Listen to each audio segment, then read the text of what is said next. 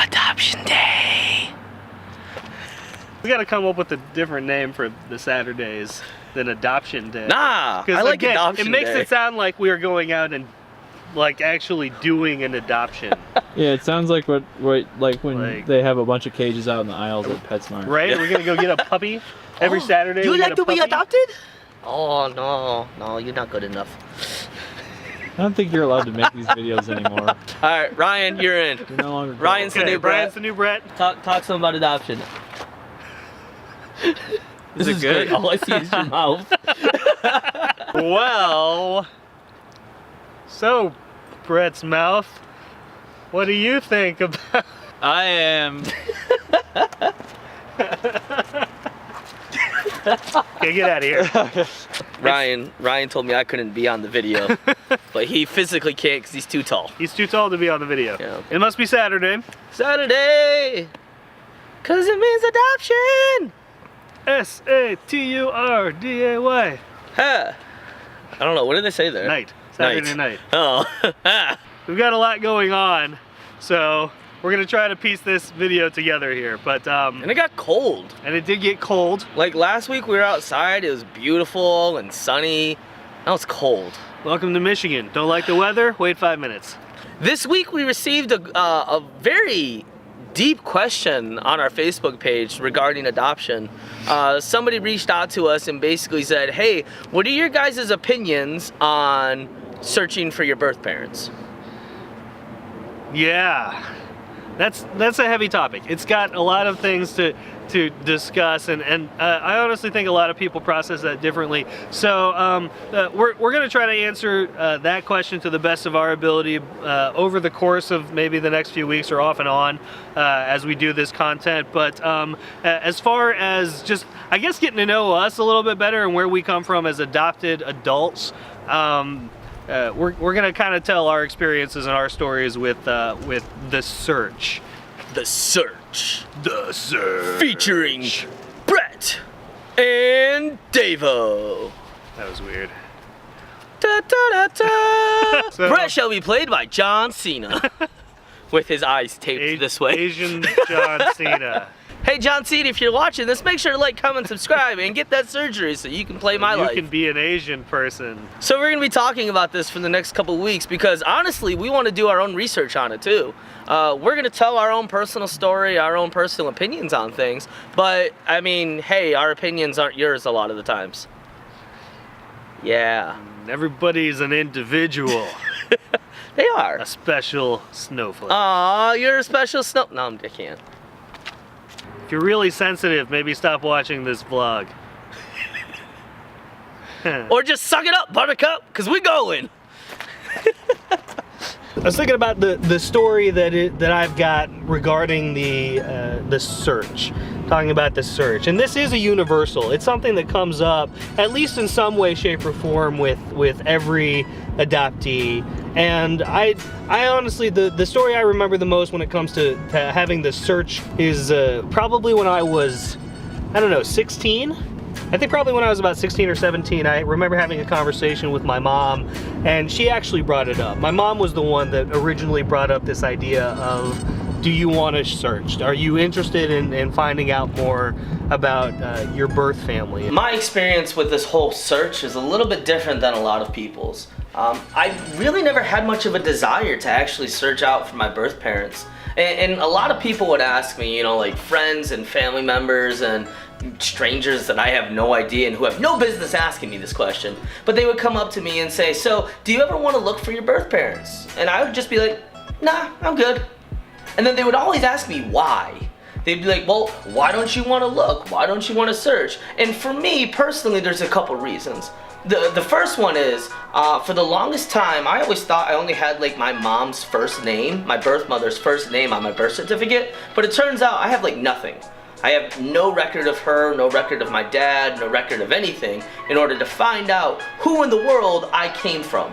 At the time, there was really nothing that we could have found, to be perfectly honest. Even today, there's honestly not a whole lot that can be found. And even then, it wasn't something that I processed to the point where I was able to say, yes, this is something that I want. I want to search out my birth family, or I want to look for my mom. Like there was enough information that we could have had a start as far as adoption agency, name. To be honest, that's not enough to go on. That's not enough to really to learn any further details about that. My thoughts today so far have centered around that I honestly feel like this process, the searching process, is way easier for international adoptees to come to terms with because there is so little. There are no records. There's a lot of stuff that we're just never going to have access to, and so my search has a lot of the time just kind of ended there. It's not like it wasn't important for me. It's not like, you know, I don't care about the people that gave me life, but I have a family now, and I like that family. And I don't know if it was a fear back then, if I did find out, I would just get drawn in and be curious. I've heard stories of that, people searching for their birth parents, and some of them are triumphant and amazing, some of them end in heartache and just disappointment. And I don't know if I was just afraid of that, but honestly I can say now, I enjoy my life how it is. It is something that I think about. It is something that has impacted me and impacted the way I think and impacted the way that I process and a lot of the things that I've thought about. But it's something that I've pretty much personally, I think you just have to reconcile. There's not enough data, there's not enough information for me to be able to say that I'm probably ever going to find anything. And so we still have some feelers out there. Now I'm in my 30s, and there's some feelers out there. There's some, you know, some forums and some other stuff that I didn't have access to as a kid, that we've got, you know, my name is on there and whatever. And so I am curious. I am curious to know, you know, a little bit about my genetic history. I don't think, however, that it would necessarily change anything. For a lot of other people out there, it is important. They want to know who they came from, they want to know their history. And the only time that I really thought about this kind of stuff, again, is my medical history. Not knowing anything about it, not knowing who my parents were, has really hindered that. And I'm going to talk a little bit more about that later on in a different video. But as far as the search goes for other people, they put so much time and effort into it, and my opinion is you have things going on here, and yes, that's important to find out who you are and to know where you come from, but if you spend too much time in the past and you're not looking at the present, how much of a future are you gonna have? Was that really deep? It was good. Okay, good. Oh! That hurt. Ow. That is not as bad as I thought it would be. I like went right to the metal. So that's just a few of our thoughts regarding the search as it relates to adoptees and looking for birth parents and all of that. Now, to be perfectly honest, we're kind of unqualified to talk about that from the standpoint of somebody that's like got professional training or anything like that. But those have been our experiences, at least in a nutshell. This is a topic that does require, I mean, a lot. I think it's going to take a lot for us to really dig into, and we honestly want to study it before we start trying to give any sort of advice or any sort of direction as far as that would be concerned. We do know that this topic, that searching for birth families, is a huge one when it comes to adoptees, and so we know that it has an impact on us, but those are our thoughts, at least as of right now.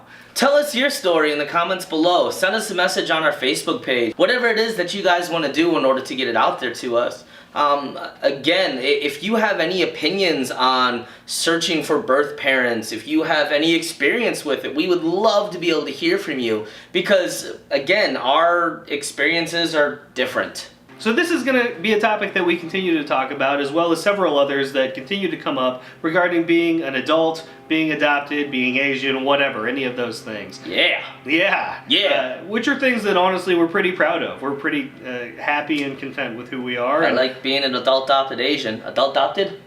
We're going with adopted. Adopted. I like being a adopted Asian.